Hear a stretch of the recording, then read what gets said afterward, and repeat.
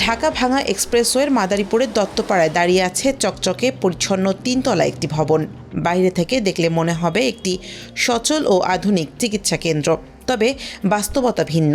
3 বছর ধরে তালাবদ্ধ অবস্থায় পড়ে আছে ইলিয়াস আহমেদ চৌধুরী ট্রমা সেন্টার। 2022 সালের নভেম্বরে এর উদ্বোধন হলেও এখনও পর্যন্ত চালু হয়নি। ফলে তাৎক্ষণিক চিকিৎসা থেকে বঞ্চিত হচ্ছেন মহাসড়কে দুর্ঘটনায় আহতরা।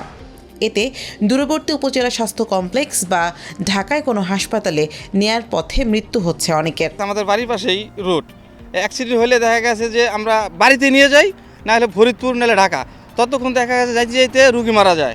যখনই এইটার উদ্যোগ নেওয়া হয়েছে তখন দেখলাম যে না, অনেক ভালো, পাশে রাস্তার পাশে একটা ট্রমা সেন্টার।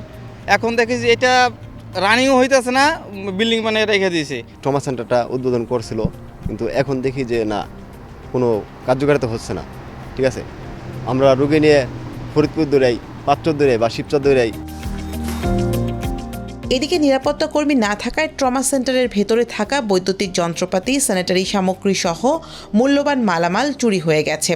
ট্রমা সেন্টারটি চালু না হয় দুর্ঘটনার পর আহতদের চিকিৎসা নিয়ে চরম ভোগান্তিতে পড়তে হচ্ছে বলে জানালেন হাইওয়ে পুলিশের এই কর্মকর্তা। এখানে এই প্রতিষ্ঠানটি থাকার পরেও আমরা রাত্রে অন্ধকারে যারা চুরি চামারি করে তাদের নিয়ে আমরা এলাকাবাসীও আতঙ্কিত থাকি, কেননা এরা রাত্রে এমন আছে এখান থেকে চুরি করার পর আমাদের যে বসত বাড়িতে এখানেও হানা দিতে পারে। যদি ট্রমা সেন্টার চালু হয় এবং সেখানে ভালো উন্নত মানের চিকিৎসা দেওয়া হয়, তাহলে নিঃসন্দেহে ভিকটিম বা আহত ব্যক্তিরা আরও উন্নত মানের সেবা পাবে।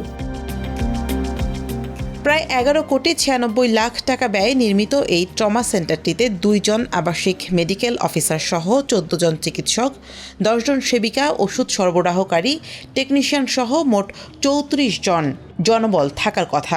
তবে 3 বছরেও একজনও নিয়োগ করা হয়নি। মন্ত্রণালয়ে চাহিদাপত্র পাঠিয়েও সমাধান না মেলার কথা জানালেন স্বাস্থ্য বিভাগের এই কর্মকর্তা।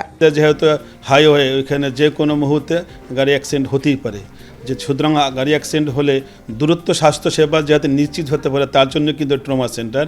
তবে ট্রমা সেন্টারে জনবলের অভাব রয়েছে। তবে আপনারাও জানেন যে এই জনবলের জন্য আমরা আমাদের উদ্বোধন কর্তৃপক্ষের কাছে আমরা চিঠি দিয়েছি।